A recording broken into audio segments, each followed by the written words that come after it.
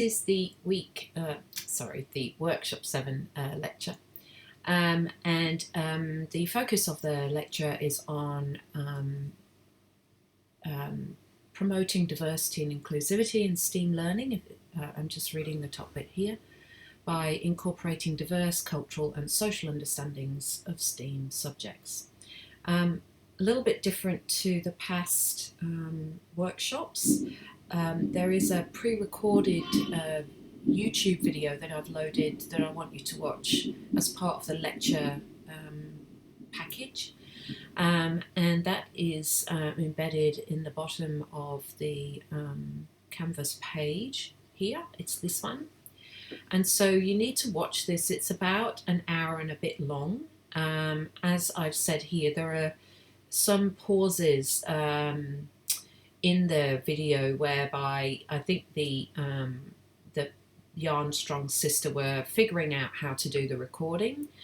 So you can skip through some minutes at periods of their video. But it's important to listen to the spoken parts, obviously.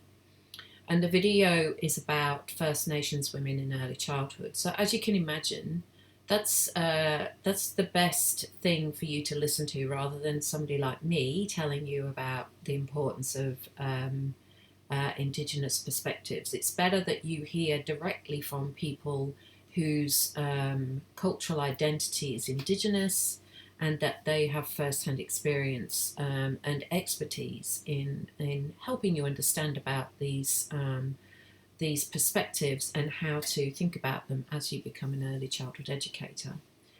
And then in support of that, I will then speak, as I am doing now, about embedding Indigenous perspectives and STEAM learning. So it's really important that you don't only rely on the voices of others, like particularly white folks like myself, to talk about what it means to be Indigenous, because clearly I don't know that.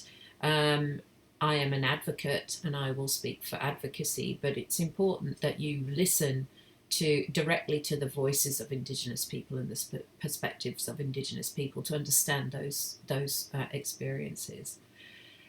So that's why I've used a YouTube video, and I would like you to watch that first, and then watch this one. So what I've got open is the Canvas page, and I've also got another site open that I'll go to in a moment. But really, what I want you to think about is how to it's important not only to embed Indigenous perspectives, but it's important to not curtail those or contain them in very specific aspects of the curriculum, because that's still being prejudiced. And what I mean by that is, if we assume that Indigenous people are there to provide information about Indigenous people and that's it, then that's a really tokenistic understanding of Indigenous people's interests, their capacities, society, and how we all contribute to the society around us. And so it's not just about embedding and including Indigenous perspectives, but to understand the breadth of what those perspectives are, and the topics and skills and intelligence of life that we can learn from when looking at Indigenous perspectives. So what can often happen, let's think of a worst case scenario.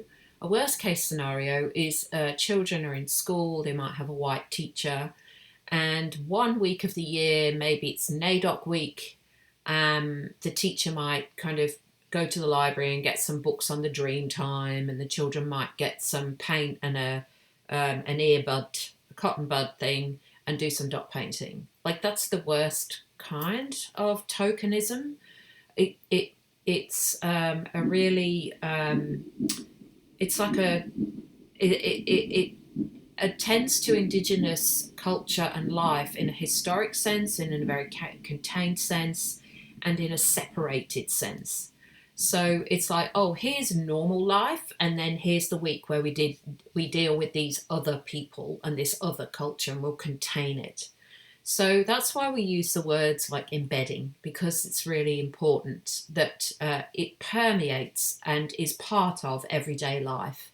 But not only in terms of thinking about what it is to be an Indigenous person in Australia, but also that Indigenous people, like any people, have a broad range of intelligences, a broad range of skills, a broad range of knowledges, a broad range of expertises and theories on the world that are broadly applicable to everyone, right?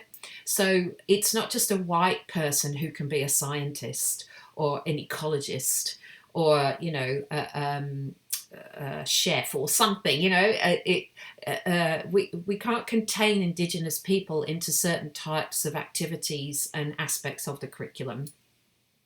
So it's not just about maintaining an inclusion of Indigenous ideas and things within everyday learning in the classroom, but actually to understand about some of the topics and the subject matter that we study and how that is informed by Indigenous knowledges as well. So when we think about STEAM, science, technology, engineering, the arts and maths, you know, I want you to kind of question whether you've, in the past, assumed that Indigenous voices don't have a space in those disciplines, right? So do Indigenous people think about technology or engineering or, you know, so if you are surprised about Indigenous perspectives in those areas, then this is the time to check yourself and to think about how perhaps you're still containing Indigenous knowledges and contributions to certain parts of the curriculum, right? So really important that you know, really shift your thinking around those that contribution. So the lecture, the YouTube lecture, will talk about Indigenous perspectives and First Nations people in early childhood, and the importance of having First Nations people in early childhood and what that brings to early childhood. And you know, you should definitely take on board a lot of what is talked about in the YouTube video by Yarnstrong's sister. And then I want you to think about these other videos here. So I've gathered a series of videos, and again, it's important that I gather the videos of experts, right? So the people who are actually talking from this perspective. So very important that if you've not been watching the videos in the Canvas site, well, you know, that's not great, but really this week, this workshop, you really must watch all these because they are very targeted to Indigenous knowledges within the STEAM topics. So here we have the series of videos here, and you can see how they go through those STEAM subjects one at a time.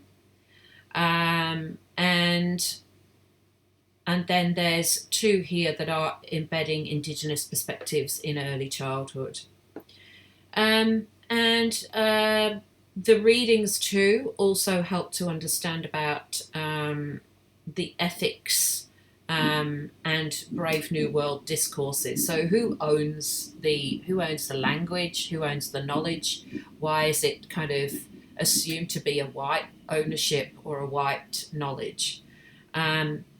And so the important thing here is to think about how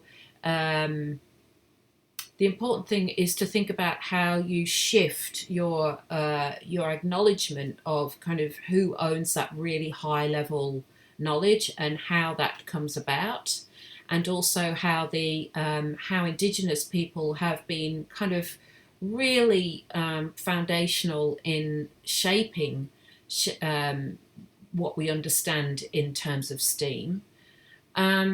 and also how they're kind of how those knowledges unfortunately sometimes have been stolen by white people and co-opted and kind of claimed, and so it's a kind of form of colonization of knowledge. And so if let's think about an example. One example is, for example, the bushfires that we've experienced here in Australia this year. Um, and the bushfires have come about through certain treatments of the land, so certain agricultural practices, certain forestry control practices, bush and land care practices, conservation practices. And for many years, the practices that indigenous people refined and perfected through their long history of being here, like the tens of thousands of years that they've been in this part of the world, in this country, and how they've learned to manage the bush and the environment and the ecologies of the environment, have been ignored. So since that point of colonization, when Cook came over with people like me and my ancestors, just basically ignored all that knowledge and brought with them European ways of doing things. And so the kind of long-term impacts of that is that we've now got this kind of climate in Australia that has been it has now been kind of is burning and is really suffering because of that mistreatment. And finally we are now we're now in a situation whereby people are now listening to the kind of ecological and environmental practices of indigenous people to say, well, oh, okay, we need to think about actually going back to this because this is much better. So the kind of colonial assumption that their way is better, the people like me and having that kind of assumption that that way is better because it's from science and all this kind of stuff, and that science can only be science because it's from a white voice or whatever. It's actually that's a really good example of how science learning has been kind of commandeered by white voices and assumed to be the better form of knowledge, or the more authentic knowledge, or the more rigorous knowledge, and so on. And so the bushfire and land care and ecological care that has been practiced for thousands of years and very successfully has been kind of overridden by these kind of colonial ways of doing things. And of course, it's not the right way. So farming and taking off the topsoil and making like massive kind of open areas and not doing the particular kinds of bush burning that were perfected by folks, by indigenous folks, and understanding how that works has resulted in us having these terrible, terrible big bushfires. And so finally, those indigenous voices and that expertise and that science knowledge is now being listened to. And so that's an example of how in early childhood we need to think about the perspectives of science, technology, engineering, arts and maths. We need to rethink where we go to for the sources for that, right? So what these videos aim to do is help you. They don't necessarily provide, oh, here's the resource. These are here to provoke you to think differently about, where do I go to think about maths? Where do I go to think about number concepts and amounts and classifications and all this kind of stuff? And whose knowledge am I relying on? And so there's ways of actually sourcing your information from diverse places.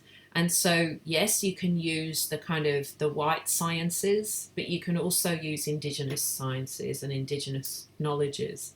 And so these these videos help to show you how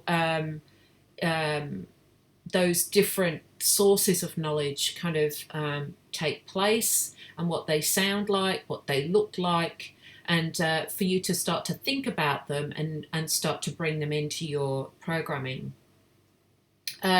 So Bruce Pascoe here is he's a very well-known scholar who wrote a book called Dark Emu. And Bruce Pascoe really, through his work, has subverted this idea that indigenous people were entirely nomadic and just lived off the land in terms of, just kind of hunting and gathering. And so Bruce Pascoe looked at the evidence and said, actually, indigenous people have been farmers, and they were engineers, and they understood the weather cycles, and they created, like, they baked bread, and they grew crops, and so on. And what underpins his thesis is this idea that describing indigenous people as nomadic and hunter-gatherers kind of gave a bit of permission to the colonial whites to come over and establish farms and things like that, and to claim the land, because the idea was that it was kind of virgin, unoccupied land, because these people were just roaming across it willy-nilly, and so it made the kind of the taking of land much easier. So Bruce Pascoe has been working really hard to kind of shift the understandings of those Aboriginal communities at the time of the colonisation in 1788, I think, and how those communities were viewed. And he's gone back and looked at the evidence, as I said, in terms of, farming practices, crop rotation practices, and engineering practices. What's interesting about the whole Bruce Pascoe scholarship is that when he produced Dark Emu, there was a politician who tried to discredit Bruce Pascoe's Aboriginality, and to say, well, hang on a minute, how Aboriginal are you? Which is in itself an entirely offensive question, and tried to discredit his authenticity as an Aboriginal man. And so that was that really typified the kind of deep-seated racism that still persists in terms of Aboriginal voices being taken seriously, and also knowledge is being opened up to be knowledge is being opened up to kind of to understand that there's not just one way of being scientific, and there's just not one way of being kind of an engineer and so forth. And there's still this deep-seated understanding that the white people brought that progress to Australia when they came, because the Aboriginal people were undeveloped, right? So having this opinion of people as being kind of nomadic and just scratching about on the surface of the land helped the colonists to see them as less developed. And so if we persist with that selection of white knowledges, you can see that persists with this understanding that Aboriginal knowledges are not as developed, and therefore not as valued, and don't have a place in the school curriculum. Obviously, we don't want that, right? So really important that we think about changing our understandings of what STEAM is, and in each of those disciplines, to think about how we are sourcing our information and whose knowledge are we privileging. So I'm sorry that I'm kind of umming and ahhing a lot, because it's difficult work to try and explain simply. But I'm hoping that you're getting the message a little bit. And so it's not just about embedding indigenous perspectives. We can't just contain what those perspectives are and what part of the curriculum they relate to. All right, so that's the essential message. And so I want you to listen to these videos. I want you to read. I want you to research, and to actually think about your own maybe biases, and your own prejudices that maybe are kind of subconscious, and to actually work really hard to address how you are bringing those Aboriginal perspectives into your learning. Okay, so some of these videos are really useful to give you a starting point. So this video here, putting cultural competency into practice, starts by asking you a really simple question. And it starts by saying to you, do you know the land that you're on when you work, where you live, where you work? Do you know the kind of cultural importance of the land that you're on? Do you know sites of cultural importance? Do you know any of the stories or the communities? You know, what efforts are you making to actually go out and connect culturally with the space where you are? And if you can't, if you're not in a position to go and meet people, then you can at least go and research and think about where your area, where you live in the world, and maybe there is a site of significance near where you live, and how you might go and learn more about that and understand its significance and why it is significant.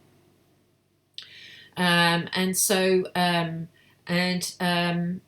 also learning words for things. So I'm going to, at this point, just switch the tab, and this is a news item from ABC News about a tactic that is used to bring knowledge into the early childhood space, and that's through language.